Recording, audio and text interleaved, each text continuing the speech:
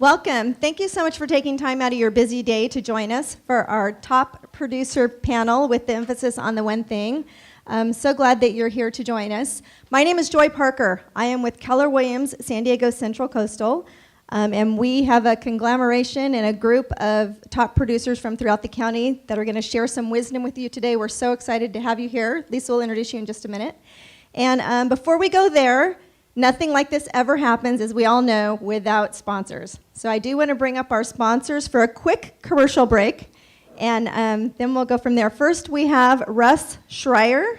Where'd Russ go? There he is, the very dapper man in the back. He's from Samuel Scott, and take a few minutes, introduce yourself, introduce your company. Thank you for sponsoring. Thank you, Joy. Russ Schreier, Samuel Scott Financial Group, thank you so much for allowing us to sponsor. Also, Antoinette, say hello. So I'm sure you guys know Antoinette, not so much me. One of the things with Samuel Scott Financial Group that we love to do is bring value to our realtor partners, which is what we're doing here today, as well as I have put a bunch of brochures back there. Please take a look at them as far as value-added things that you can give both to your clients, market reports, calculators, and I'm not talking stuff for mortgages, I'm talking things to actually help you sell real estate. So please take a look at that stuff and enjoy. Thank you, Russ. And next, I have Brian Finley. He is from Pillar to Post, and he's up to share a little bit too. So thank you, Brian, for sponsoring today, and tell us a little bit about yourself and your company. Hello, everybody. I'm Brian Finley with Pillar to Post Home Inspection. I'm not going to stand in front of that. We're the largest home inspection company in North America, so I'll cut straight to the point. What makes us different? Number one, we print the report on site. There's no more waiting. There's no more waiting and waiting.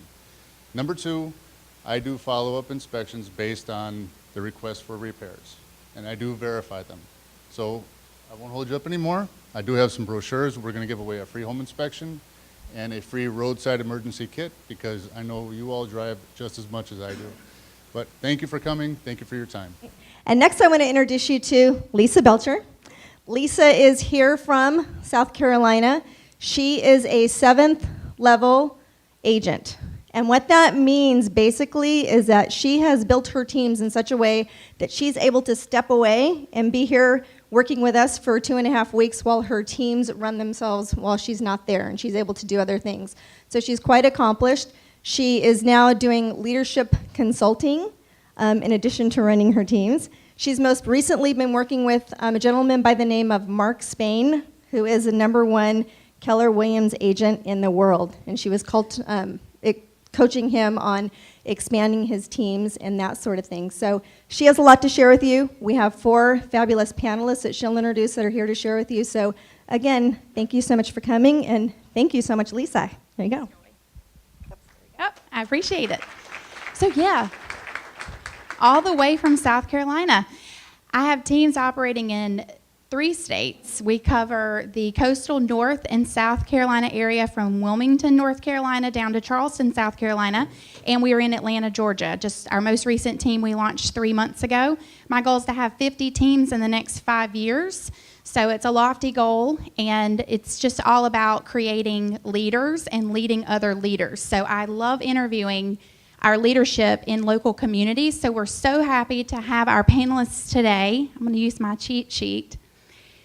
So first we have Melissa Tucci. She is from Century 21 All Service. She's out of El Cajon. She has been featured on a number of television programs. She is sought after for her real estate advice, and her team sold over $40 million in real estate last year. So that's such an accomplishment. So thanks so much for joining us, Melissa. You're welcome.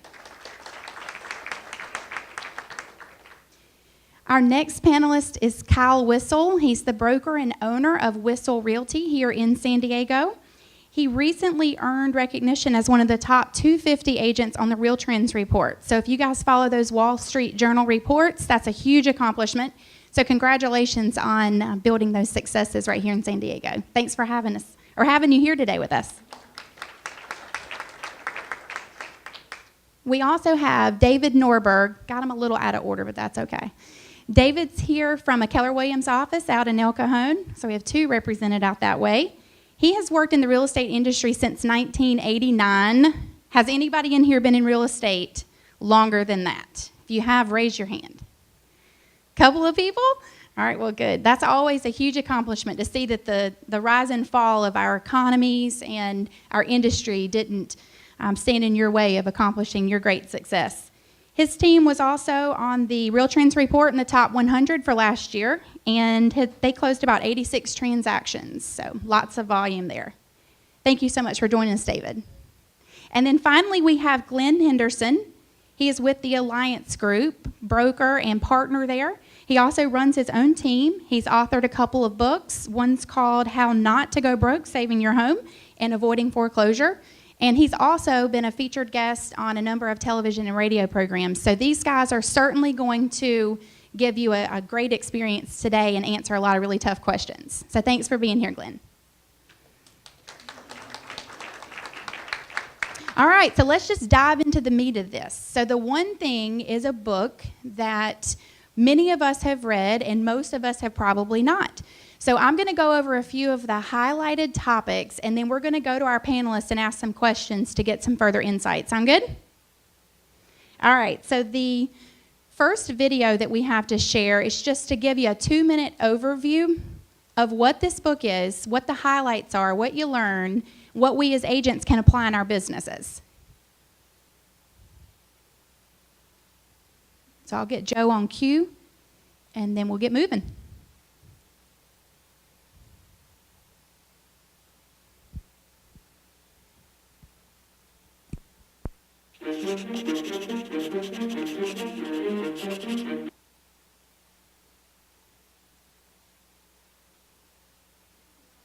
We want more. We want more from our work. We want our personal and family life to be satisfying. We want spectacular success at it all.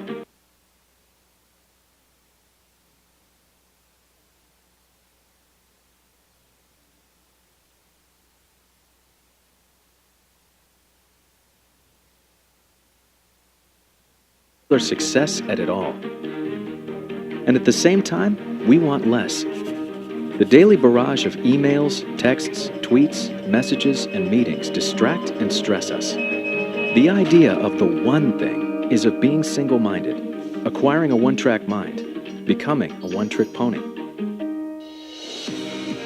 In The One Thing, New York Times best-selling authors Gary Keller and Jay Papasan present the lies that block your success and how to identify and stop the thieves that steal your time and your life. They model the laws of purpose, priority, and productivity. And finally, they teach you how the one thing can radically change the way you work, the choices you make, and the results you get. Sometimes it's the first thing you do. Sometimes it's the only thing you do. But it's always the one thing that delivers extraordinary results. What's your one thing?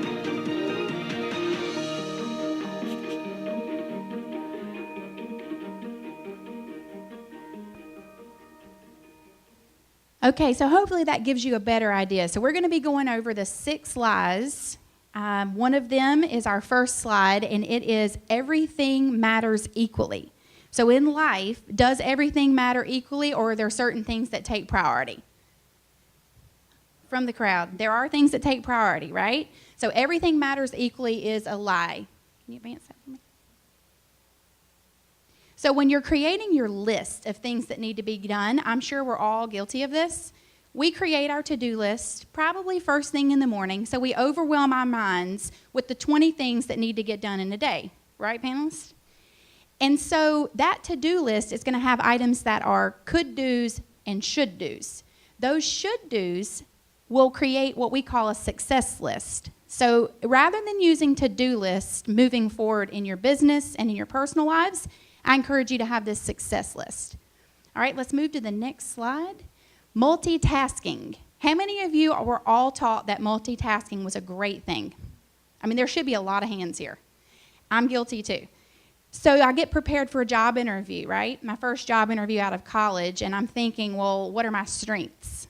And one of my strengths is multitasking. I do it exceptionally well, right? And it's a myth. We actually don't multitask well at all, because our brain shifts out of our primary work and our primary focus into the distractions. So we constantly switch. And every time we switch from an email to a Facebook post to a follow-up with a lead to a phone call to a whatever, it takes us like 10 minutes to regroup every single time we do it. So what we recommend is that you coordinate your day with your success list, and rather than multitasking, prioritize throughout the day so that you focus on one thing at a time.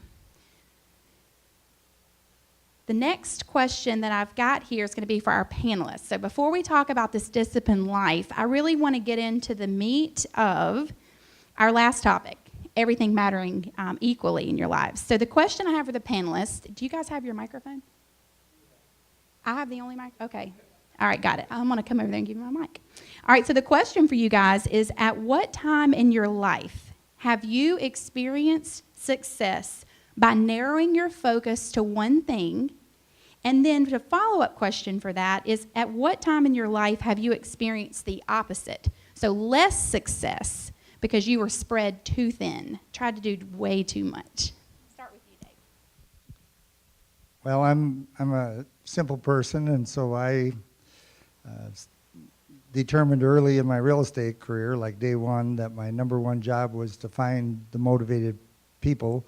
And so for 24 years, I spend 3 hours every day prospecting, and that is my one thing that I have focused on a daily basis for 24 years.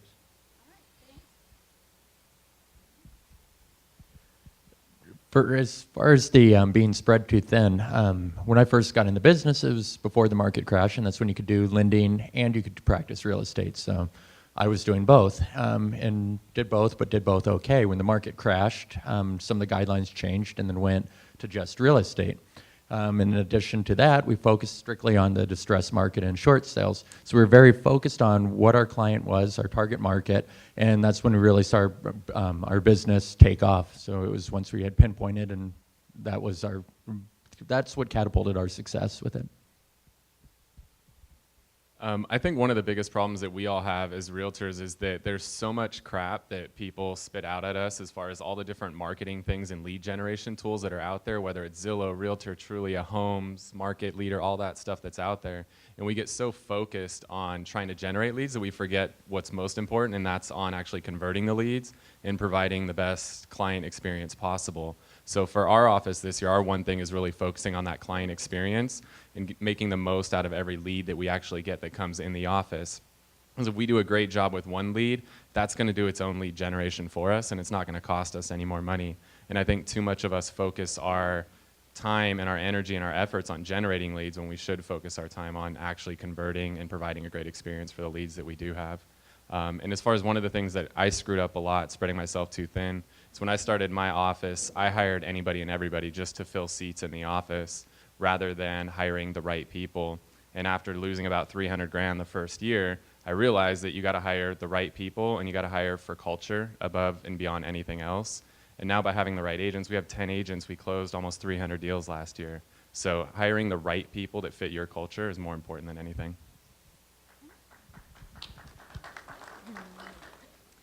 So I would say my one thing is really to keep a higher level of professionalism. I just find that I deal with so many agents that don't call me back, don't respond in a timely manner, and I really feel that that set me apart from a lot of people because I try to always respond. I try to always text, email, sometimes probably too late, midnight, 1 in the morning, and then people expect that, but that's how it goes. I think as far as when I got spread too thin is I do help people purchase and sell, and I think, I do just by myself between 120 and 140 transactions a year, and I actually hired someone to help show the properties because I just couldn't be in 20 places at the same time, and so that's what's really helped make a difference in my career is just actually having more time to focus on, current transactions instead of just constantly running around. Those are some great answers. Thank you. Sorry about the one mic thing, so I'm going to just, pace back and forth. All right, so our next topic is going to be this disciplined life, the role of discipline in your achievement. So if you look at this graph, it talks about how You could come up with this great idea and this great habit that you want to form. You know you need it in your life. The problem is that if you don't stick with that for a minimum of 66 days, every day, repetitiously for 66 days, you will lose focus. So with a disciplined life is really a lie. You can't just say you're going to do it and just get it done and think that discipline for that week or that month is going to make it happen. You've got to focus on that for 66 days. So my next question for our panelists is going to be in regards to habits. And before we get there, I'd like to show you this really cute video of a 3-year-old. So it's so easy a 3-year-old can do it. Hi, everybody. We're going to have the same challenge. This is Seth Campbell, and I'm here with my...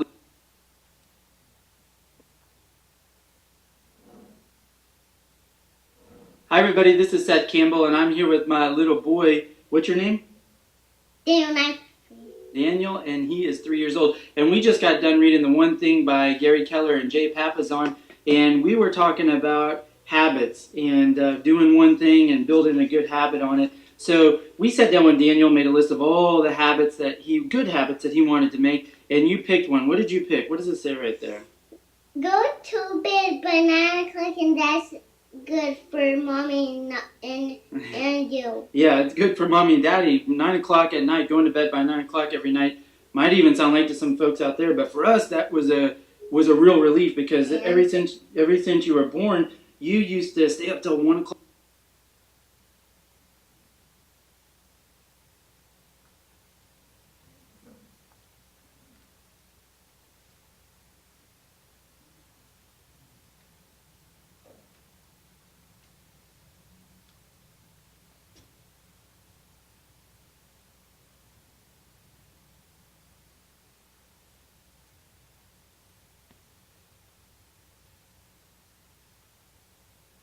It's not really the best PR for future rental at the community room for the Point Loma Library, right?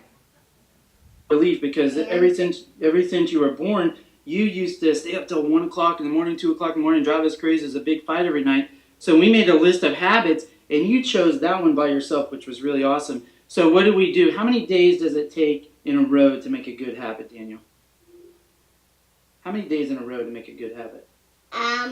60 days. If you miss one day, you need to switch days and start on a small day. All right. There's a lot there. You're right. 66 days in a row to make a good habit. So we did this calendar, and we actually picked 75 days in a row just to make sure you really locked it in. And what did you say when you're doing 66 days in a row? If you miss one day, what do you have to do? Start all over again. Start all over again, right back at the beginning. And we did rewards. Yeah, you said on the small because we did rewards with you, and we chose money, and the money changed. So at the beginning, what are your rewards at the very, very beginning? Small. If you keep going, then poof, and your reward will get bigger. Yeah, the beginning, it's really small for you. It was even free for the first 10 days or so. Then it was a couple pennies, then a quarter, and then it built up and built up and built up until you get up to $5 a day. And like you said, poof, at the end, the rewards get really, really big when you keep doing it every day over and over and over again for a long time. And what do we call that when it goes poof, and the rewards get really big? Do you remember a big fancy word for that?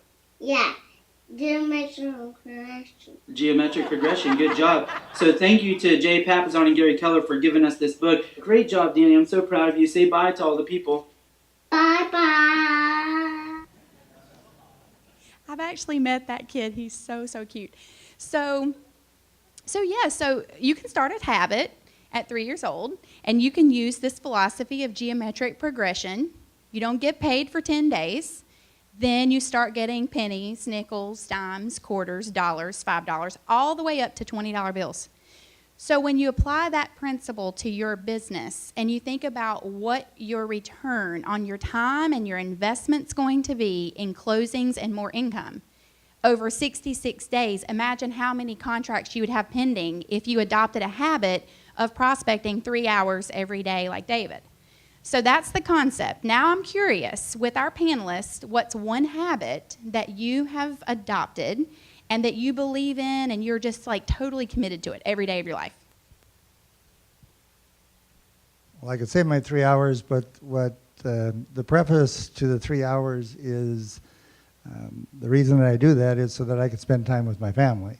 So my habit is my family, and so I have breakfast and, kiss my family goodbye, tell them I love them, and so that's the main habit that I do in the morning, and then I'm home in the evening to spend time with my loved ones, and that's what motivates me to do the 3 hours of lead generation, because I only have a short window of opportunity to work.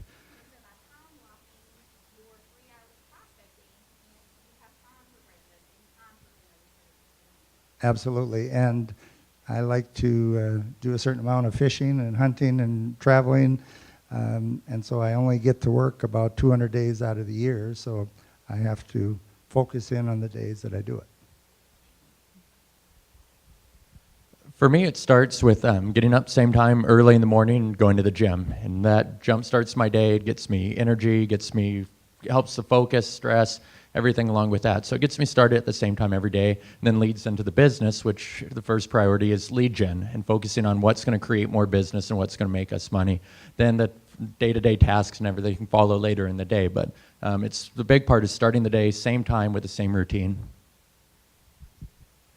Ours is pretty similar to that. We start out our day every day at the same time at 8:30, and my entire team calls in, and we do role play 5 days a week. So Monday, Wednesday, Friday, we do buyer role play. Tuesday, Thursday, we do seller role play. And we do that 5 days a week just so that, a lot of people, we used to be next to the Chargers training facility, and those guys go there and they practice every single day, for months and months on end, so that when they get on that field on Sunday for those 60 minutes, they're ready to go, and they can, perform at their optimum level. And we kind of have that same philosophy. We need to do as much role playing as possible, make all of our mistakes on role play, so that when we get on those live calls with real leads that we paid money for, that are super valuable, that we can perform at our optimum level when we're talking to those leads.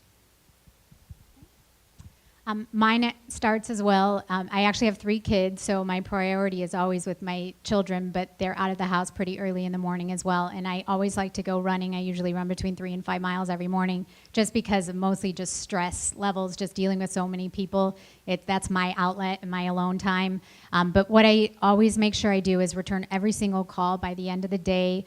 Even sometimes the 9 p.m. ones I try to do, as well as email everyone back by the end of the day, whether it's paperwork or agents or anyone just a question, just so that way I could start the day fresh in the morning and not have to worry I didn't get back to anyone.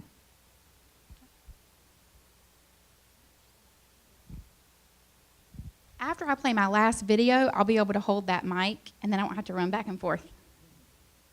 I don't like distractions.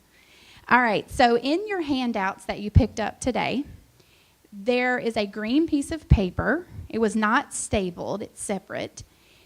We gave you something that you could fill out now, or if you want to make copies and duplicate that for multiple habits, you can do that. But this calendar is going to be your 66-day challenge. And if you look at the top of it, it has some different areas of your life where you'd want to adopt a new habit. And then you're going to list the habit. And then for the next 66 days, you're going to commit to performing that action so that you can create that as a part of your life over those 66 days. So we wanted you to have a little bit of information to take with you to make that happen. So be thinking about that habit and reference that form later. All right, so our 4th lie is willpower is always on will call. So willpower. All right, when you think about a commitment ladder, we talked about this in our sales meeting the other day.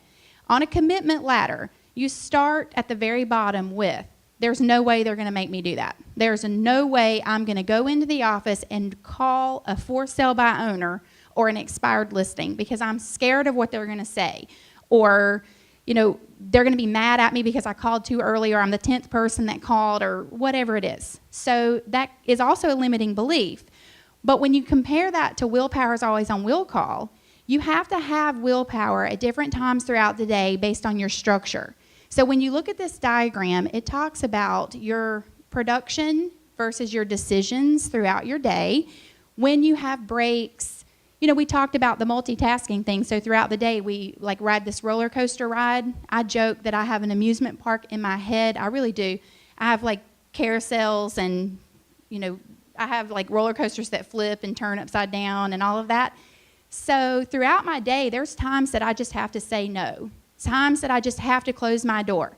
I used to think it was rude because I'm very social and I like talking to people, but they were like time sucking my life every day. So my willpower to say no became important, and I adopted that. And now I just don't let people encroach on my time, which is productive and revenue producing in my business. Otherwise, I'm not, you know, earning the income that I want to earn, and my children aren't going to benefit from it. You know, 5 years from now, when my oldest wants to go to college of choice, well, I want to be able to pay for that. So I think about those things throughout the day when I'm questioning my willpower.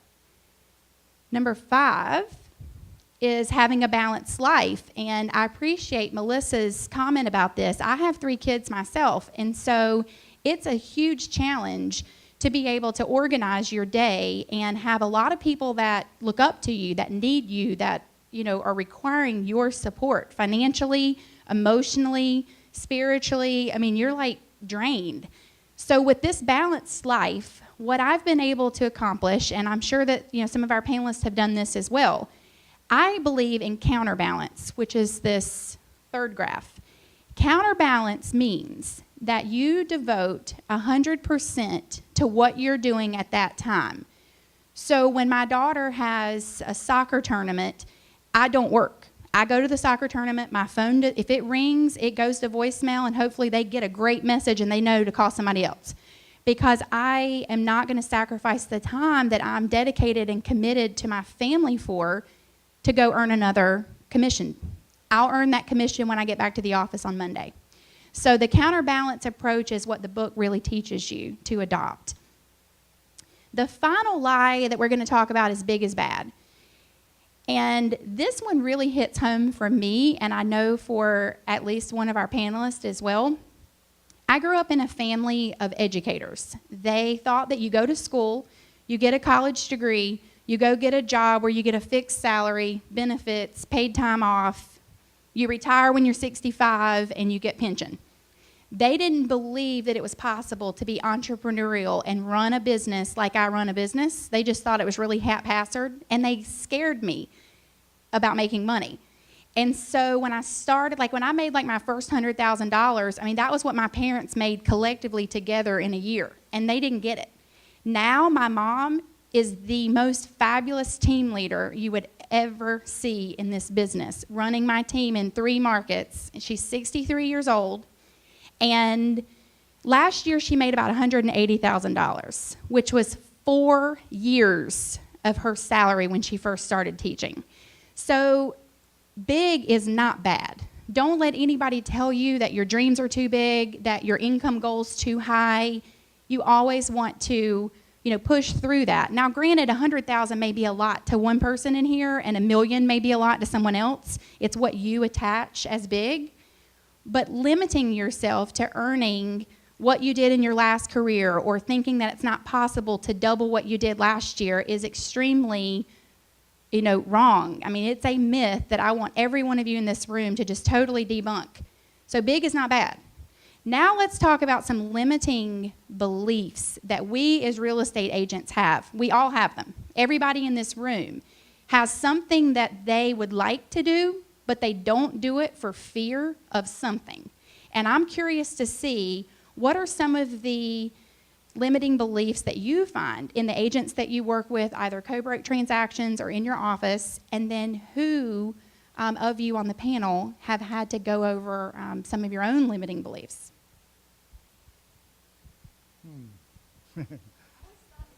Yeah. You can't use the same answer. You know, I don't get to talk to the agents anymore, but thank goodness. No, because, you know, what I always saw was you know, agents think they have to fix everything. Agents think they have to be involved in everything. Agents think the You know, if they just let everybody do their job, let the lender do their job, let the escrow do the job, let title do their job, let termite do their job, then we as agents don't have much left to do. But we think that we have to do everything. We have to get our nose involved in everything. And all that is, in my opinion, is a creative way to avoid doing that P word called prospecting, because that's more fun than having to prospect. So my advice would be, if you get out of the transaction and let everybody do their work, it just becomes a lot easier. And it's always, and more fun. I mean, I've never done a transaction with each gentleman, but Melissa and I did one, and I never spoke to her. She spoke to my wife a couple times. It happened to be a property that we were owners of, and you know, it was one or two simple telephone calls from the two women, and poof, it was done. It was simple.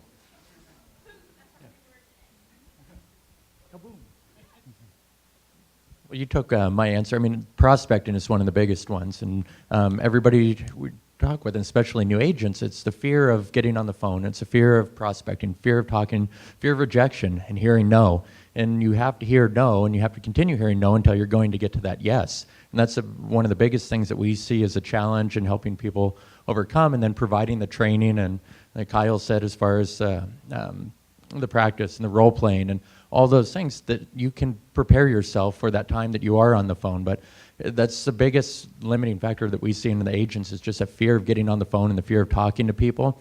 And it's not even on the phone in prospecting. So many agents are scared to even let somebody know what they do because they're afraid for whatever reason it is. And it's just overcoming yourself in order to prospect, let people know what you do, and make connections, because that's all our business is. It's just a numbers game. You talk to enough people till you find the deal, and then you find the next one.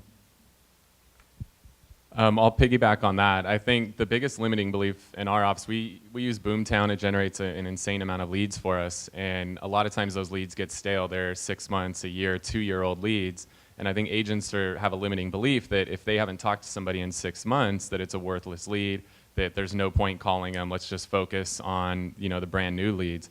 What we found is those older leads sometimes are the best leads. Most internet leads start their search 6 to 12 months before they're ever going to do anything. So what we did in our office, we have 2 ISAs or telemarketers, whatever you guys want to call them, and those guys make 300 plus dials a day. So I found that a lot of my agents, they're too scared to make those calls. So what we did is just brought 2 people in that are lifetime telemarketers. They make 300 plus calls a day, and they're just uncovering one treasure after another out of 2, 3, 4-year-old leads. So a lot of agents just need to get over that hump. It's because you haven't talked to somebody in 6 months. That might be to your benefit, because maybe they've gone through the other 10 agents that most people go through before they actually make a decision. So you have to get rid of that limiting belief that an old lead is a bad lead. Sometimes the old leads are the best leads.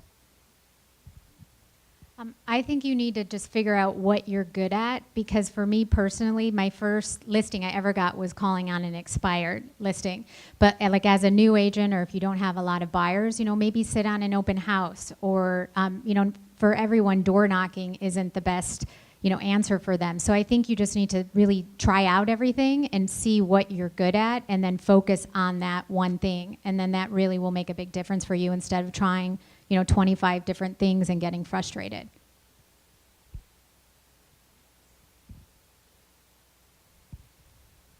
And it's cool. I always, you know, I learn every time I do these. And Kyle's approach is our approach too. We have a business operations center, so we hired telemarketers to call on expireds, FSBOs, just listed, just solds, and we set appointments for our teams in other markets, because we know that so many agents fear the phone. And we found out, you know, what their strengths were, because every agent's good at something. You just got to figure that one thing out. And once you figure it out, it's so easy to put an action plan with a goal on paper and hit it, because then every day you come to the office, you're doing what you love to do. So if calling's not your thing, find someone either in your office, or maybe hire an assistant, a licensed admin, someone who enjoys the phone, and then you can, you know, convert more business. So I think that was great advice. Thank you. All right, so now I want to show you this domino effect, and then we're going to take a quick break.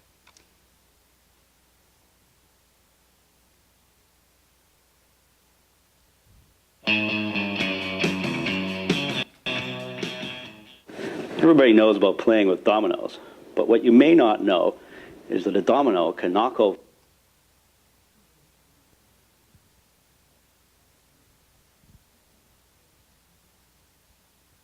Nothing better than a physics instructor to demonstrate this. Everybody knows about playing with dominoes, but what you may not know is that a domino can knock over another domino which is about 1.5 times larger. So what I have here is a chain of dominoes. Each one is 1.5 times larger than the previous one. And the smallest domino is about 5 millimeters high and 1 millimeter thick. And I will carefully place it.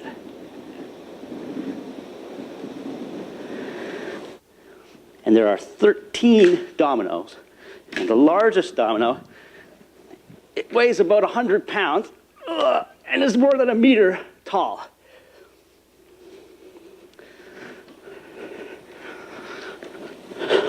Ready?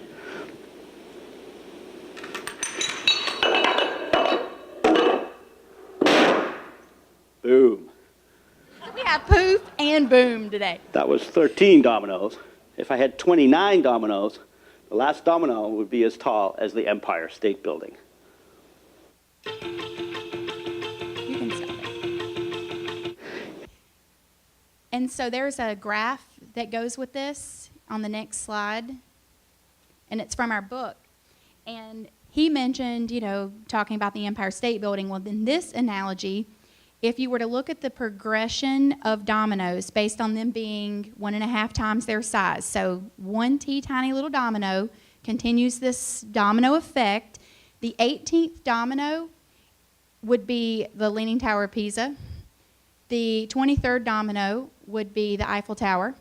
The 31st would be 3,000 feet above Mount Everest. And then the 57th domino would be almost the distance to the moon. So could you imagine only 57 dominoes in sequential order based on a little bit larger size getting to that height?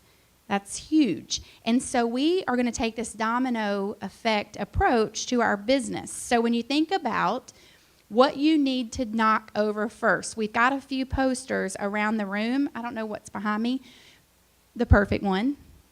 Find the lead domino and whack away at it until it falls. So whatever that first domino is in your business that you just don't have the willpower to knock over, or don't have the time blocking in place to knock over, or don't have the habits in place to make it happen, you put all that together and then you whack that first domino and your business can grow exponentially as big as the moon. So to the moon and back, maybe? I think that's a love thing. But yeah, so how powerful is that? Right? Did anybody know that dominoes do this other than a few of us? Yeah, I was like so impressed when I saw that. That's awesome. All right, good deal. So that's the domino effect. We're going to take a break now before we dive into our focusing question, and we're going to get into some little pair groups. So in the next 10 minutes, I'd like for you to find a partner that may be in the office with you, maybe an allied resource that you work with, but this person is going to become an accountability partner for you. So you will have to talk to them once a week for at least 66 days, and hopefully longer. So I hope you find someone that you really like. So we have a few drawings we're going to get started with. Our first one, you want to come on up and get this going, Brian? Oh, did everybody not get their card in? All right, let's get some more cards in this bucket.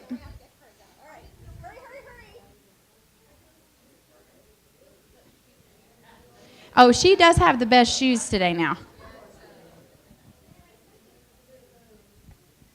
Here, let me help.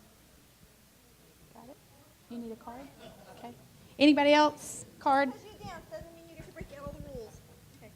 All right, anybody else? Who? All right. That was close. Okay, so you can draw it. What's it for? Free home inspection. Choice. What a great gift for your clients. Or for you if you're buying a house. Okay, ready?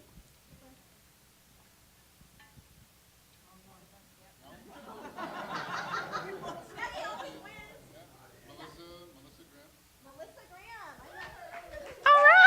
Congratulations. It's a free home warranty, courtesy of Pillar to Post. And I'm going to give him a little plug. I actually don't know him personally, but our team uses Pillar to Post almost exclusively. They're a national company, and so you know that they're, if you have high expectations, they're going to deliver. They might be a little bit more expensive than what you find with some competitors, but it is well worth the extra cost, especially if you're going above and beyond and providing quality service for your clients. So I firmly recommend their company. All right.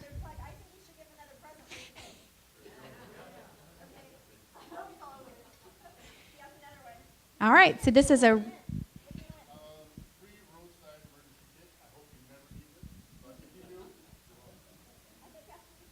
It is cool.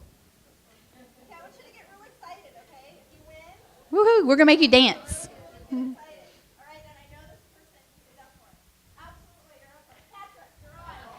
Poof. You've got to do a happy dance. All right. Awesome. Okay, perfect. All right, so let's get moving again. Do I have my presenter, assistant? Nope. Okay, you can do it. Go for it. Okay. Yay, we didn't need him anyway. Who needs a man? I'm just joking. Well, I have 3 kids, so I needed something, I guess. All right, so focusing question.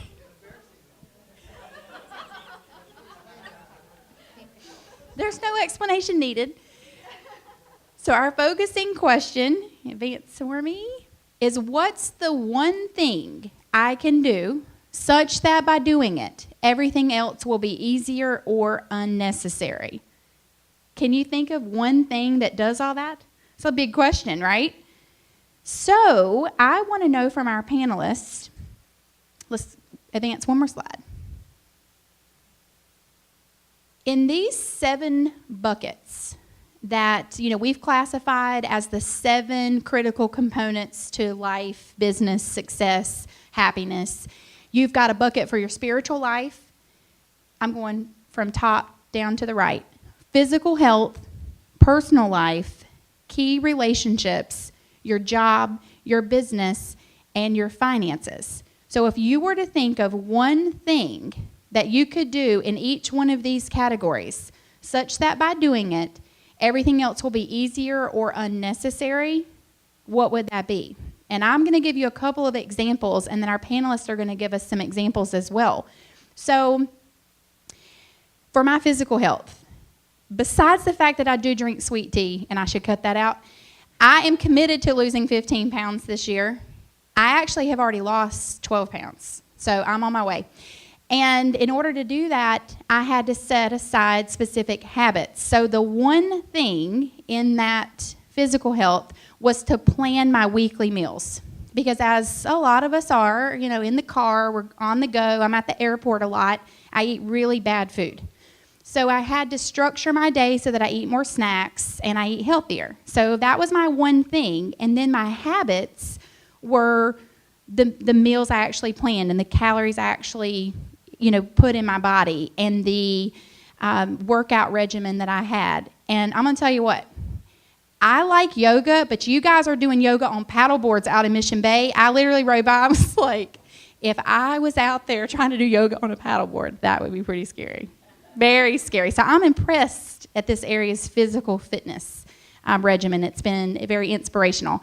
So that's how you would do it. So then let's take another category. So for my business, I mentioned earlier that I want to have 50 lead agents operating teams across the country. So my one thing is to have 50 teams. Now there are going to be certain strategies and action steps and habits that go along with that in order to ensure that I accomplish that goal. And we're going to talk about how you set that when we get through this section. But just think about that one thing. It's simple if you think about it like that. All right, so now let's go to our panelists. Looks like Kyle's going first this time. All right. So for me, my one thing is for my personal life is just really focusing on disconnecting. For me, every Friday at 3 o'clock, I call it PTO. It's my paid time off. and I disconnect every single Friday at 3 o'clock, and I just go do something fun. I shut my phone off. I don't take calls. I don't take emails. I don't take text or anything. And I just go out and do something fun, whether it's frisbee golf or golfing, going out for drinks, go to the beach, surf, something like that. That's just my one thing, is just to disconnect every single Friday. And just, this business we do, you can work 24 hours a day, 7 days a week. And if you don't disconnect and actually have a personal life, it'll run you into the ground. And all this gray hair right here is all evident of how I didn't have that balance before. By the time I'm your age, I'll have no hair, so it's okay. Don't feel bad. Gray hair is very cool, though. Seriously. It's a But good yeah, I look. mean, that's my one thing, is just really focusing on disconnecting. Tomorrow I'm going to Cabo for the weekend to just get away with my wife and just disconnect for 3 days. I'm literally leaving my phone here. I have an autoresponder app, so anybody calls or texts, it'll auto-respond to them, just letting them know I'm out of town, who to contact. My voicemail, my email will all have autoresponders or a voicemail message left with who to contact. Because there's just a point in this business you have to disconnect. And if you've got to build a team around you, they can take care of things for you. And you've got to trust those people that are around you, because otherwise you do everything yourself. You're literally going to burn yourself into the ground. You're going to have burnout, and you're going to have the business that looks like this, because you're going to do really well, and then you're totally burnt out and you crash, and then you pick yourself back up and then you crash. So having that balance and just disconnecting, and again, for me, it starts every Friday at 3 o'clock. Yeah, that's great advice. Thank you. All right, Glenn. Yeah, I was actually going to touch on pretty much the same thing as far as the disconnect with that. And unfortunately, I have a good partner, Shannon, and we block out 2 weeks, 3 weeks a month, had vacations, time off, and making sure that we're able to completely disconnect from the big business, because just as Kyle said, otherwise you'll just drive yourself crazy and be burned out, and you have the real up and down business. And I mentioned earlier, gym's real important for starting my day. And in the physical health, if I have that in the morning, it starts everything else. My eating habits are better, my sleep habits are better, everything else, because I don't like getting up at 5 in the morning and going to the gym, don't want to go a lot of the time. But if I do that, then I don't want to eat bad. I don't want to do the other things. So it catapults the rest of the behaviors with and creates balance in it. Yes, it really does. Mine is under financial. When I was 30 years old or so, I had the good fortune of going broke and losing everything I had, and was basically homeless. And so I had read a book by Frank Betcher, and it was how to take a weak part of your life and turn it into a strength. And so when I was that age, I should have worked for the government, because if you spend more than what you make, you go broke. So that's a good government for that. And so I've taken that weakness I had, and I now have turned that into a strength. And so if you ask me how much I have spent on groceries so far this year, I could push a button and tell you to the cent exactly how much I've spent on groceries. I can tell you the percentage of profit we have. I can tell you what we've spent every dollar on. I can tell you where every dollar we've earned has come from. And so I've taken that weakness I had in my early life, and I've turned it into a strength, because I'm not in this business to win another trophy. Because one time I took a bunch of trophies down to the grocery store and tried to get a loaf of bread, and I couldn't get it. So I don't need any more trophies.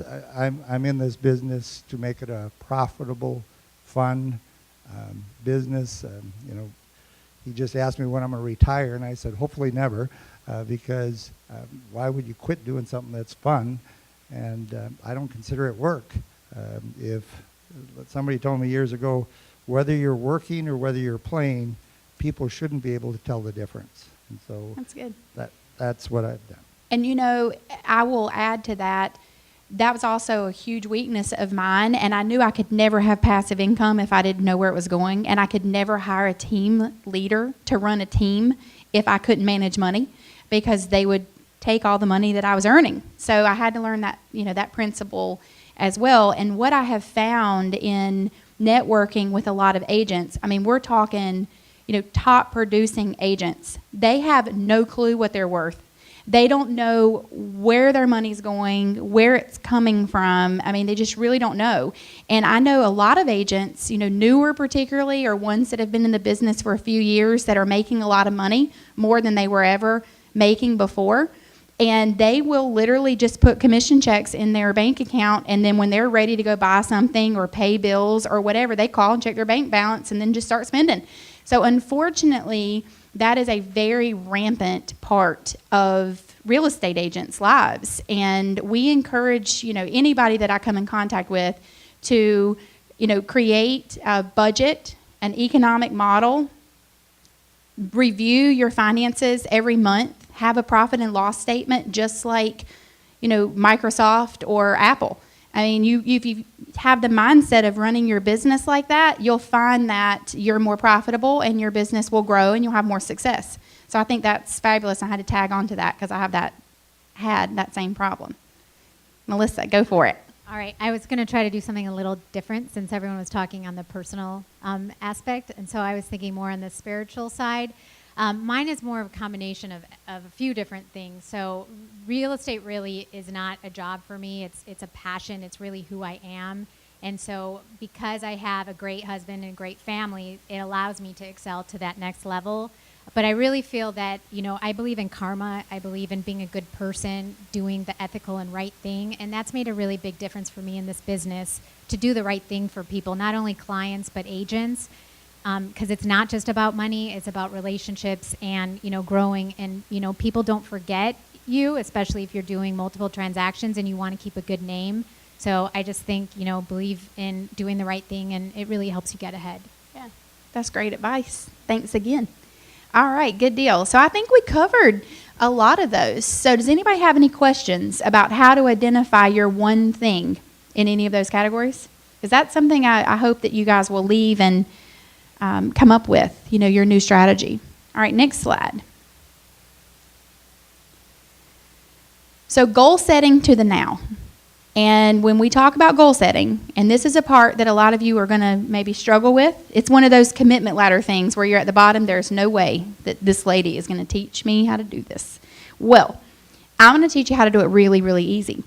And I want you to think about your goal that you set at the beginning of the year, if you set one.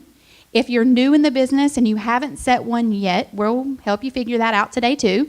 And if you set a goal and are not really sure where you're at today in regards to completion for the end of the year, then you might want to go back to your business and inspect that so you can come up with a good value. So for example, we have 5 months left in the year.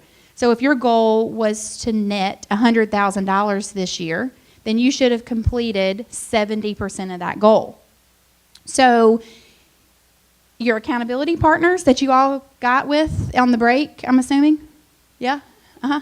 Raise your hand if you have an accountability partner. All right. Raise your hand if you need us to find you an accountability partner. I'm going to make you do it. Is anybody? No? Everybody's got somebody? All right, good. So you're going to be partnering up with your accountability partner in this exercise. And inside your pamphlet, if you'll open it up, page 1 was our welcome with some of our objectives and then our panelists. If you fold that into the inside, there's an FAQ about the one thing, which you'll probably want to reference after our event. If you fold that page over again, the next set of inserts is going to be a GPS and a 411. Did y'all put yours down on a... Do I have an extra one? Yeah, that way they can at least look at it. You have one up there? I wanted to say one thing real quick on the accountability partner. Those of you guys that didn't raise your hand saying that, when she asked who needs an accountability partner, I guarantee you, half of this room didn't raise their hand. And that's a limiting belief right there. Believing that you don't need somebody to hold you accountable, that's the perfect example of a limiting belief. If you don't have somebody, like go to a Tom Ferry event, a Mike Ferry event, any of these coaches events, every single one of them, they crush it when they have a coach because they have someone holding them accountable. So for those of you guys that didn't raise your hand when she asked if you need an accountability partner, you're just cutting yourself short. You're really, screwing yourself over by not having somebody help hold you accountable. Yeah. And we have a stat that we'll go over at the end. And hey, you know what? This stat is so good, I think I'll share it with you twice. So statistically, individuals who have written goals are 39.5% more likely to succeed. Individuals with written goals and weekly accountability to those goals are 76.7% more likely to succeed. So if you set a goal of earning $100,000 in net income and you only hit 39.5%, then you're going to make $39,500. If you had written that goal and then partnered with your accountability partner, then you would make $76,700. So stretching and thinking big on your goal, I mean, obviously there's some people that will exceed the goal and others that won't hit either of those goals, but on average, that's where you should be. So accountability is fun if you let it be fun. You've got to know that it's going to stretch you, and in this business, we are independent contractors. We don't punch a time clock. We are our own critics. We stand in our own way of achieving all the success that we, are insanely capable of earning. And so when I meet with people who set these lofty goals and they don't hit them, one of the number one reasons that I find that they didn't hit it is because they never shared their goal with someone, number one. And number two, they didn't have anybody to hold them accountable to it every week. So you need somebody who's going to have a quick, just check in with you. It's just like a check to the guts, what I call it. So you were supposed to call 10 hours this week. You were supposed to set 15 appointments. When you have your check-in call with your accountability partner, they're going to ask you, how many calls did you make? Or how many appointments did you set? And when you have to admit that you didn't do what you said you were going to do, it's going to make you think harder about the consequences of those actions, and it's also going to motivate you to make the right decisions the following week. And sometimes your accountability partner can share a little side story about how not hitting that goal negatively affected them or how it positively impacted their life. So, when I talk with somebody and they're like, oh, well, I really needed to make, $20,000 this month because I didn't pay my taxes last year and they're going to file a lien against my house if it's not paid. And this is a true story. And I'm like, so how are you going to make $20,000 this month? And they're like, well, I have nothing pending. It's going to take 30 to 45 days before I get any money. So there's no way. And I'm like, how do you figure that there's no way? I said, cash buyers close in 10 days. Let's figure out where the cash buyers are. Let's go find cash buyers. Let's find homes that will sell to cash buyers. Where are the investors in your market? And they ended up earning over $30,000 that month because I called them every week to make sure that they were making the calls and networking and connecting with the right people to make it happen. So accountability is fun if you let it be fun. So thanks for adding that, and make sure you have an accountability partner. All right, so in your exercise, what is your someday goal? We'll flip that. When you're thinking about this someday goal, remember mine's big. That whole 50 lead agent things in 5 years, that's like 10 teams a year. I'm not scared though. So number one, why is that goal important to you? So for me, I am going to say this on camera, and Lord only knows where this is going to be distributed. I really don't like buyers and sellers at all, guys. I was put into this real estate business by default because my parents encouraged me to do this one way. I go to school, I graduate, I have a marketing and communications degree, and I live in a coastal resort town that is really defunct 5 months out of the year. And the only job opportunities there for my degree were service industry, waiting tables or bartending or working at a golf course or what have you. And it was a good old boy system, so if you didn't know anybody, you weren't going to get an executive job right out of college. You would get an unpaid internship and work your way up the ladder. So I was working in a restaurant, and there was a lady that would come in, and when she came in, she always had clients with her. She was very well dressed. She had a wonderful personality. I was drawn to her for some reason. And so I just started asking her questions one day about her life and her business, and was she bringing clients with her to lunch, or who were these people? And she was a real estate agent. At the time, I was 22 years old and she was 19. And she looked 25, not because she looked older, but just the way she carried herself was so mature. And I was just like, oh my God, she is 19? Like, this is inspirational. So she hired me to be an unlicensed assistant. I did that for a year and a half before I became a buyer specialist for her team. Before we left that company, she opened her own franchise with Realty Executives when she was 21 years old. And I led a team of 17 people for her. And we closed $85 million as a brand new company in a $120,000 median price point market.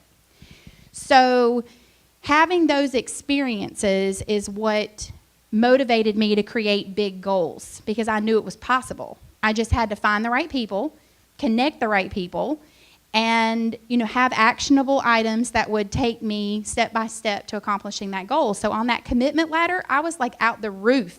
I was on top changing shingles and everything, like ready to rock and roll. So the goal is important to you for some reason. For me, it's because I wanted to prove my parents wrong. I did a great job of that. For my, I'm competitive, so that motivated me. The awards are the same thing to me. They don't mean anything to me. My team operates under a different name. I haven't, up until now, gotten credit for a lot of my team members' closings because we didn't have a system in place with our company to give us credit like that, the way I run my team, because it's really different. And so it was all about creating this passive income and not having to work with buyers and sellers, because I did that for so long because I had to, not because I wanted to. And now I want to empower people who love that part of the job, because if they love working with their clients, then my clients are going to love working with our team. If they worked with me, we would have a -5 rating on Zillow, because I'm not patient enough to walk them through the process. I mean, I admit that. I know what my weaknesses are. And I shared with our team in our meeting on Tuesday, last year, my numbers personally, and I was like, I'm so proud of these numbers. I had 12 closings and $2.2 million in production.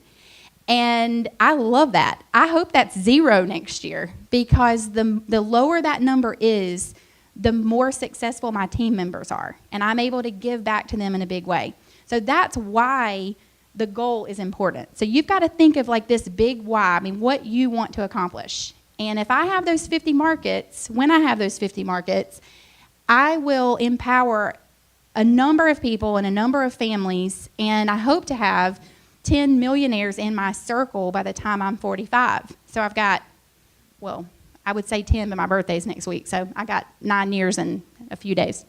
So that's the goal. That's important. What will accomplishing that goal do for your life? So I have a journal. I have a lot of journals, but I have this one journal in particular that I bought 3 years ago. And it's my 10-year journal. So it's, what does my life look like in 10 years? And I wrote page after page of like vivid imagery, where I lived, what I drove, where I traveled, where my kids were in school, what their life looked like, it's just all the way down. And I think when what you focus on expands. So if you focus on building that career and building that life and accomplishing those goals with a purpose in mind, then the goal's real. So you have to plan for it.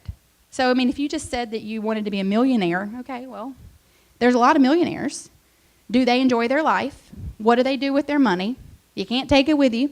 And honestly, it would be pretty hard to spend $1 million when you think about it, unless you were just really lavish and just blew it all away. Now, the third question is, what will happen if you do not accomplish this goal? So I mentioned earlier about my oldest daughter, and when she wants to go to college, her being able to go wherever she wants to go.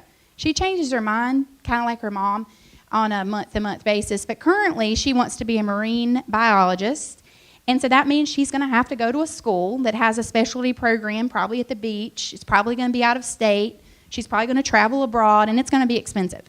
So the only way that I could give her that life and encourage her success and create a legacy for her is by accomplishing the goal that I have set. So think about your goal, and then think about it in these 3 segments. That'll make it real. All right, let's go to the next one. So in your handout, you have 2 things. You have a GPS, which stands for goals, priorities, and strategies. This is a one-page business plan, the simplest business plan that you will ever implement into your life. So your one thing for the year. This is a business goal. So what is that one thing? Is it units? Is it volume? Is it net income? Is it so many team members? What is it that you want to accomplish for yourself? And then when you think about that one thing, what are the 3 priorities necessary to accomplishing that one goal? And then broken down to even simpler terms, what are the 5 strategies for each priority that must be hit in order for that to happen? For most of you, you are probably single agents, so I'm going to give you a very simple example. And when you get with your partner, I'd like for you to jot these things down based on what your personal goal is. If you didn't set one for the year, let's set one for the last 5 months so that you can have an enjoyable holiday season with your families. So if you didn't set a goal yet, raise your hand, because I want to know if I should go with the majority or the minority. If you do have a goal in mind for this year, raise your hand. Okay, good. All right, so we can go with a yearly goal. So think about then what your yearly goal was and where you're at in terms of accomplishing that. So if it was 100,000, are you at 70,000 or not? Because we're going to be going into August here, and you got to have a little jump start. So if your one thing was 100,000 in net income, priority 1 could be the number of listings that you had to sell to make that happen. Number 2 could be the number of buyer-controlled sales that you had to close to make happen. And number 3 could be either the team members that you hire to make it happen. It could be the money that you save in evaluating, what you're spending on web leads or whatever, which I don't pay for and never will. And your strategies underneath that are going to be, how many phone calls do you need to make to get this number of listings? How many listings how many appointments do you go on to get the number of listings that you need to take? How many listings do you have to carry to sell the number that need to be sold? So it's all sequential based on your numbers or industry numbers. So if you want to write these down, statistically, you should be able to prospect and get 1 appointment per hour. So you're heavy on the phones. You should be getting 1 appointment per hour. So if you are prospecting for 3 hours, you should be able to get 3 appointments. When you go on the appointment, you should be able to close them at an 80% ratio. So if you go on 10 appointments in a week, you should be able to close 8 out of 10 of those. Only if you ask the right questions, you pre-qualify for the listing appointment, you use a set listing presentation, you have testimonials from your clients, or you're going to co-list it with someone who has more experience in the business. All those factors go into play. But traditionally, you could get 80% of those. And then you're going to close approximately 65% of the listings that you take. And that's a national average. So you guys might have a little better response here than I do. So think about those when establishing those goals. And then you're going to quantify that to like an income goal. So if your price point on average has been, let's say, $300,000, and you want to increase your price point to $400,000, then what do you have to do to get there? So this is all a matter of just thinking about your own business and how you can incorporate it into your GPS. Any questions on how to start this form? No? Everybody's good? All right, so accountability partner, share at least your someday goal and your goal for this year. Those are the 2 goals that I want you to have your accountability partner hold you accountable to. And if you want to have, a quick discussion about some of these other priorities and strategies, you can do that. I am also, and Joy's going to talk to you about this at the end, I'm in town through Wednesday. So I have some limited appointment times available tomorrow, Monday, and Tuesday. I think I have 3 already booked, 3?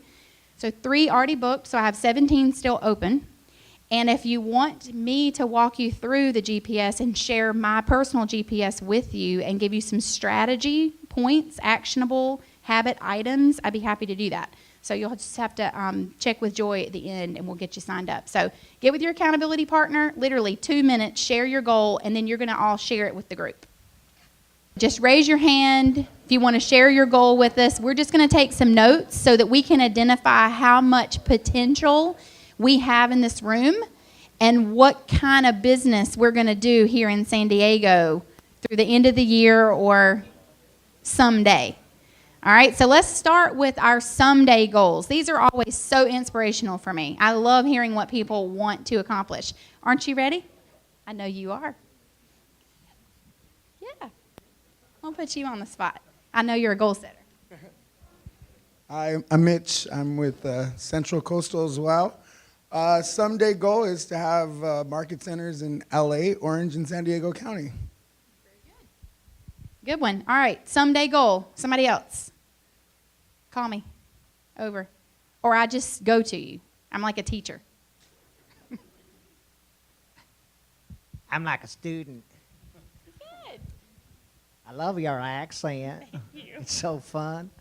My someday goal is financial, and I have 64 more months to have $1 million cash in the bank. Not $1 million net worth, but the real fun money stuff.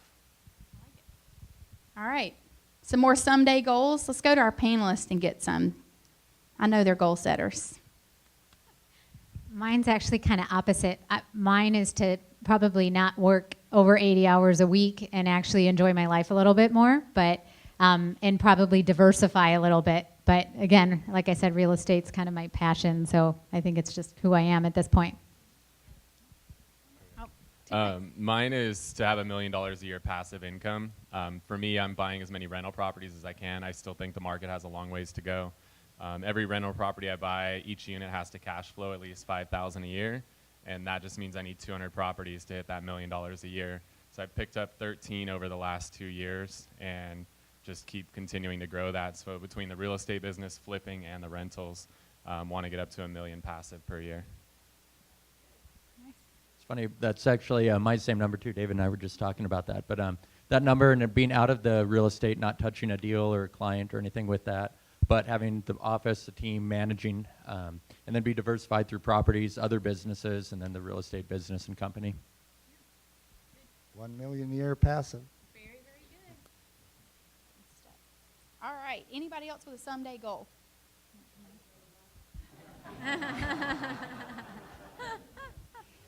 Now, let's think about our goals for this year. So just kind of rattle those out. I won't walk to you with the microphone. So what are you wanting to do before the end of this year? It doesn't have to be an income goal. It could be a team building goal. It could be a personal goal. Any goal. What's your goal that you want to accomplish? Thanks, Angela. My business goal is to hire a Korean-speaking and a Japanese-speaking agent for my team. A different way to diversify, right? So it's not all about the money. That's one of the things that, we fail to understand. When we talk about goals, we always connect it to money. It's not always about the money. It's just about how you can make more money. Just joking. All right, good deal.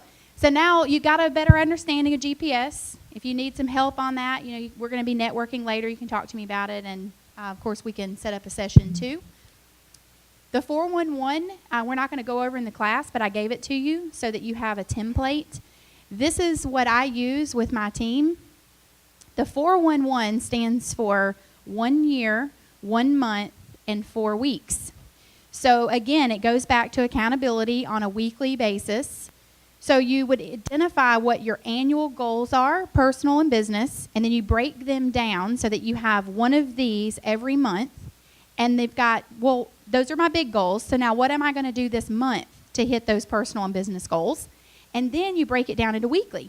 So now what am I going to do every week? And again, these are simple. These are like how many hours you're on the phone, how many appointments you set, how many listings you take, how many buyer agreements you take. So it's just those little numbers. And then at the end of the week, you look at your performance. And did you hit it? Were you off? Were there some rocks that were in the way? And how do you get those things moved so that next week you don't have the same challenges?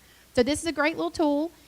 If you give us your Well, we have your email addresses. If you're interested in getting any of these documents in a toolkit emailed over to you, they're not Keller Williams specific. You can use them with any brokerage, and it'll definitely help keep you organized.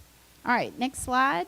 We've got a few more questions for our panelists through these next couple of sessions, and then we're going to open it up to the floor for business builder questions. So time blocking. How many of you do it, honestly? Okay, that's pretty good. I'll take that. Time blocking for personal and business. I mean, it's critical. It really is, and it all goes back to those lies and how we're going to get away from those. So you have to time block your time off by decompressing, going to Cabo for the weekend, turning your phone off, not responding to email, and putting systems in place so that your clients are still taken care of, but you're enjoying your life.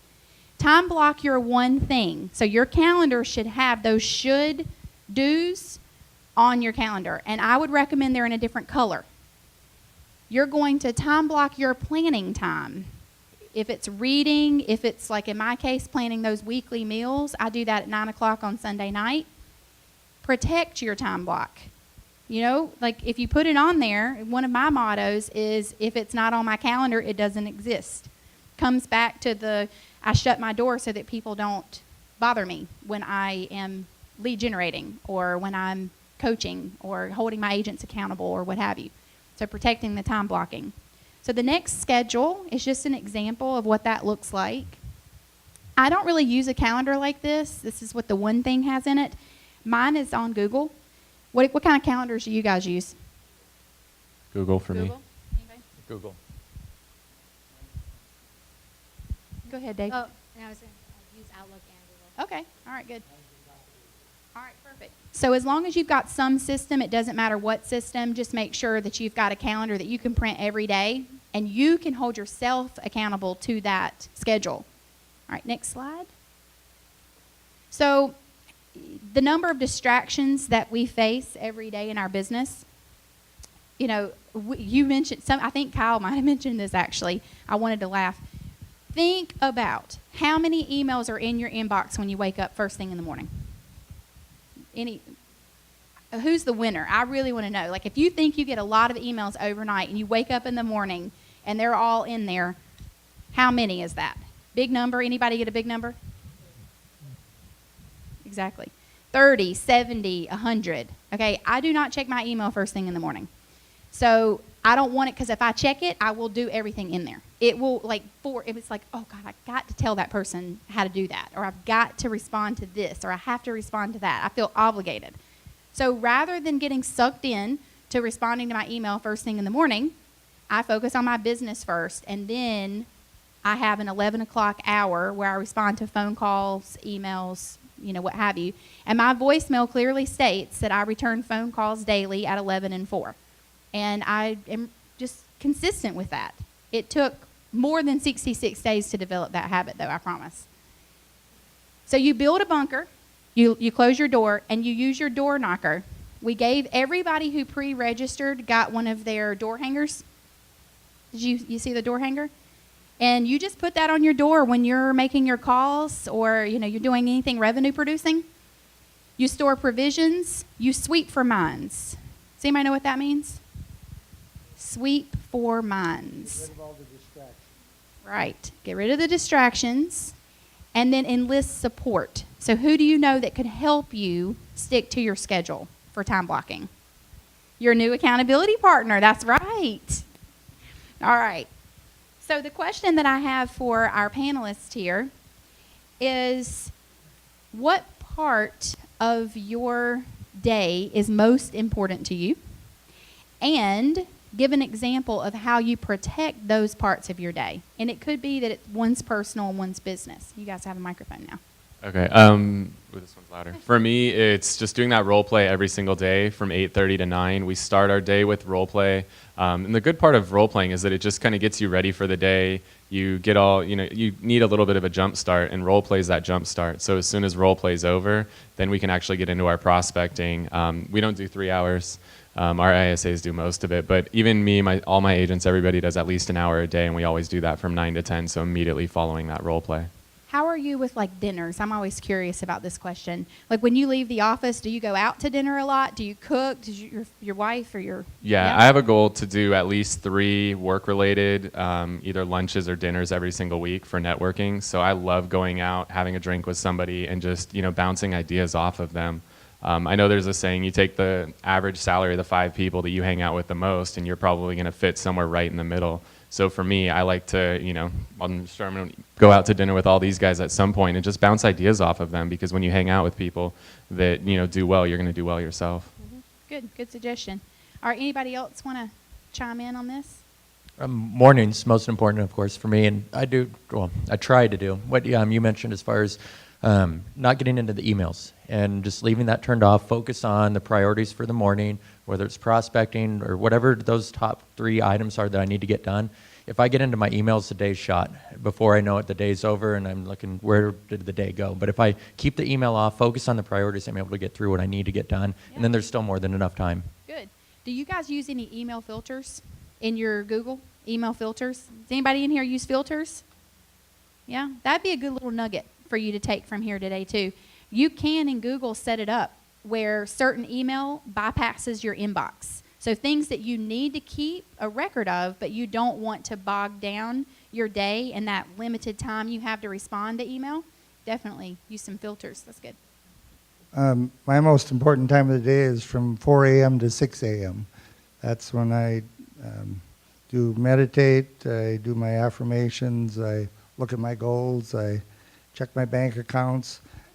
Not that I'm, because what you focus on expands, and so it's because I have an old habit and so I just need to check all the time where I am, and so that time from 4 a.m. to 6 a.m. is what sets up the day for me always. Very good. Do you tend to schedule appointments with clients at a certain time, or will you take an appointment anytime? So 2 and 4. All right, good. One more thing to add real quick. There's a saying that stuck with me that I heard a long time ago, and it's the phone gets heavier as the day goes on. If you try to do your prospecting calls in the middle of the day or at the end of the day, there's so much stuff that happens between the time you wake up and the time you're supposed to do that prospecting. So make that the first thing you do every single day, because it's so much easier to make those calls in the morning. Good. Darn, I thought I got out of this one. I'm just kidding. For me, actually, I do check my email, well, of course, late at night and also early in the morning, because I get a lot of internet questions and listing appointments just from, maybe online reviews and things like that. So if I don't check my email, that actually gives me anxiety. And so even like when I go on an early morning run, I'm checking my phone and my email, which might not be normal, but that's what I do. Multitasking. So, yes, is allowed, multitasking. Melissa. If I'm on the treadmill, I try not to, fall off of it. Since you said you can't multitask really well, but I try. So that's for me, that's what I'm saying. For everyone, that might not be the case, but for me, that's what works well. Yeah. Okay, good. Yeah, so to each their own, right? All right, good deal. So we've got that one. And then the last part of this, with accountability, I already shared these stats with you. Go one more slide. So individuals with written goals, 39.5% more likely to succeed. Individuals with written goals and weekly accountability are 76.7% more likely to succeed. And we want you all to be a huge success, a raving success. So make sure you have your partner. And the last thing that we're going to go over, and the last question I have for my panelists, is going to be in regards to an app, a free app, as if we don't have enough to choose from already. This one is my most favorite app. And it's not just because I work with Keller Williams, and it's not just because I love the one thing. It's because it keeps me disciplined and organized, and it was so easy to set it up, so easy to invite your accountability partner to share it with you, and so easy to master those habits over the next 66 days. So I want to pull that app up and give you some examples. Yeah, if you don't mind. Yeah, so the app is going to be it's app dot the one thing, the number one thing.com. And that link is also included on your welcome page, so that first page. Oh, so it's going to make me sign in. On my computer, I'm automatically signed in. So let's get logged in here. I don't know if I want y'all seeing my Facebook. Let's see if we can do email. That's a little scary. I mean, I get so many messages and things. Okay, so.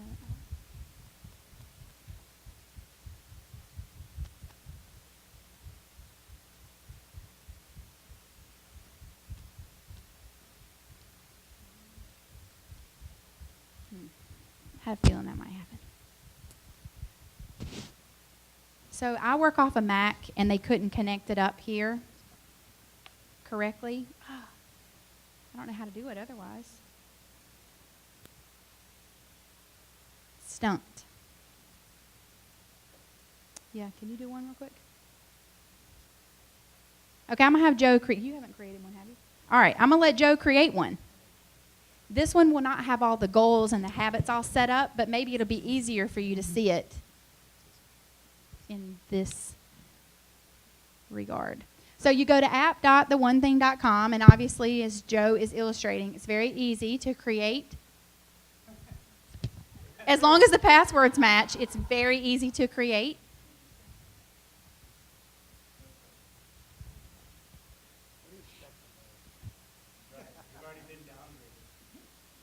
Okay, so it's going to give you a tutorial video if you want to watch that.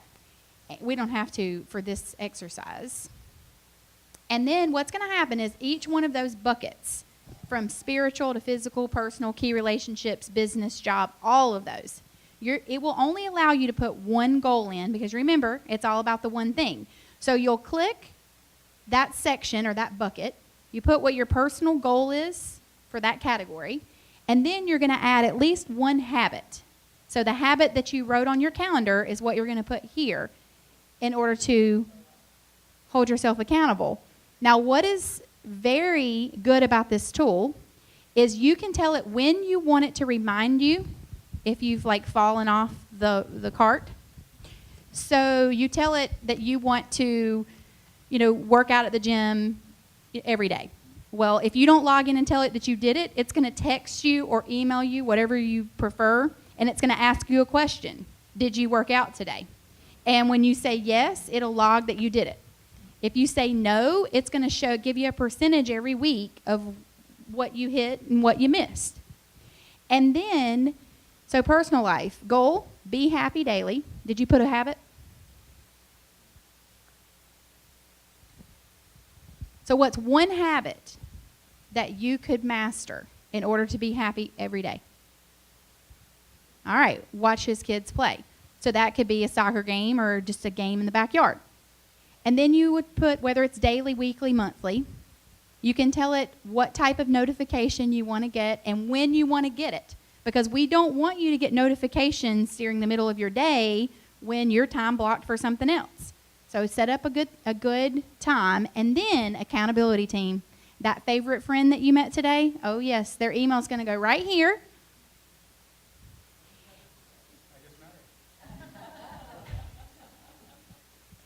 So you add that person, and when you save, you got to save and share in order to share it with your accountability partner.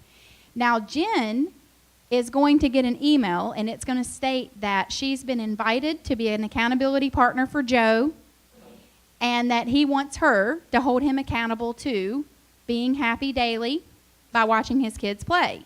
So could you maybe see that your accountability partner for these different areas is probably going to be different? The person you met today might hold you accountable to one, like your business goal, but then you've got somebody at your church or a family member or a friend who's going to hold you accountable to something else. So your spouse could hold you accountable to this. Like if I'm not home a minimum of 3 nights a week cooking for my kids, they're mad at me because we eat out a lot and we do a ton of takeout. So I committed to 3 nights a week cooking dinner for my children in our home and sitting around the table and having a conversation about life. Well, I have to have someone hold myself accountable to that, and it's probably not going to be a business coach because that's a little out of that sphere. So you do this, and then you can log in every day. So I would time block for your one thing, time block for Yeah, and it'll even ask you questions. If you did it, how easy was it? Or how difficult was it? When did it happen? And then when you master that habit, you can put completed. So if it's something you want to do for 66 days, you put it in there. There are instructions in the middle of your handout which will walk you through that process. It'll teach you how to do it and answer a lot of questions that you have. But you can also go to the website, theonething.com, and ask more questions. So we've got that, and we've got one more final, very thought-provoking question for our panelists. And that is, what does living a life without regret mean to you? All right, so what does living a life without regret mean? Whoever, start it up. Darn it. You got to pass that thing down.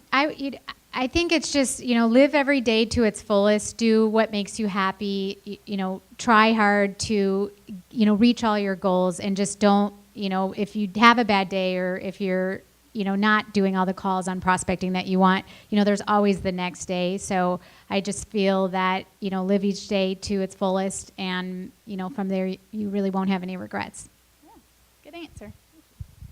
I know they do a lot of studies on figuring out what's your why, and why are you alive, why are you in this business, why do you want to accomplish your goals, all of those things. And for me, my biggest why is I want to maximize 100% of my potential 100% of the time. I never want to leave anything on the table. For me, if I'm not, doing everything in my power to accomplish every goal I have, I feel like I'm failing myself. I regret, not pushing myself that extra inch, or running that extra mile, or making that extra phone call. So, for me, it's just all about my why. And again, that why is just maximizing 100% of my potential, always pushing forward, never settling. Good. For me, without regrets, I read something before, and it said, don't forget the journey.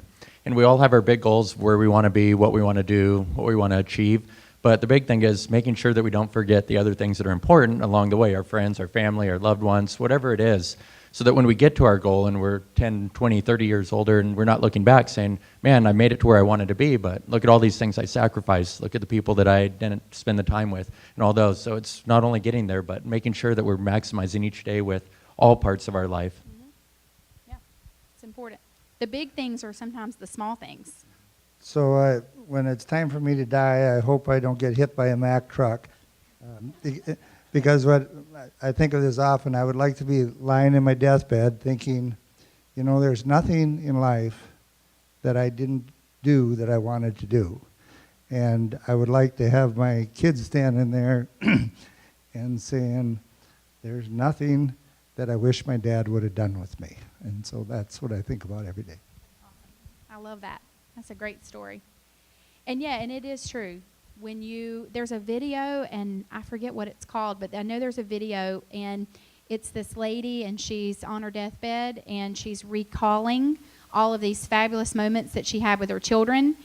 And she died young, and she regretted that she didn't have the opportunity to take the trips they wanted to take, or she didn't go to all the games that she wished she did, and the chorus. Her daughter was in chorus. She missed out on some of the performances, and so she regretted not being there for them because she was working so hard to accomplish just her business goals. And that's why the one thing is so powerful, because there's those 7 buckets, and only 2 of them have anything to do with job and business. The financial part is good for both, because you're creating that legacy for your family. You've got your spiritual health, your personal health, everything that it takes to be a well-rounded person. And so my hope for all of you is definitely to live a life without regret, and don't lose sight of the people that are going to help you when you're at your best or at your worst, because you're going to have those moments. Everybody does. And if you take people for granted when you're at the top of your game, they're not going to be there for you when you need them. And we just, as real estate agents, unfortunately, have a tendency not to think about it like that. So that's my wish for you. I also hope that the goal that you set for your someday goal is a reality, and that if you're not well equipped to hit that goal right now, that you will reach out to a coach, to training, to whatever it takes to overcome your fears and master your craft and be the absolute best in this business. And thank you so much for having me. Okay. All right. Thank you, Lisa. Thank you so much. And thank you, panel. I really appreciate you, on all of us, I'm sure, we all appreciate the time they took to share their wisdom and their knowledge. Thank you so much for coming. Couple more things. Who would like a copy of The One Thing? Okay. Well, we have one more drawing left today. Lisa, you want to grab a card out of there? And you have to be present to win. Should we all agree that they have to be you have to be present to win on this one? Okay. Fiona, woohoo! So, she's okay. Way to twist her arm. Okay, we'll try one more. Okay, all righty. Fiona already has 2 copies, in case you didn't hear that. Okay. Becky, here you go. Thanks so much for being here. Okay, we have 2 more opportunities for you. This afternoon, right after this, we're going to be heading on over to Wine Steals, where there's going to be a lot more information and networking shared. So please join us over there for a little relaxation and some more knowledge and time. And then also, Lisa's going to be here till Tuesday. As she mentioned, she has several time slots available. So if you want some help with your GPS or just want to pick her brain on how she has 3 teams built in 3 different states and how on earth she thinks she's going to get 50 done in the next 5 years, she has set aside those block times. Jenna's in the back. She has a sign-up sheet, so feel free to sign up for a spot. And other than that, go be successful. Have a great time. Thank you so much for coming.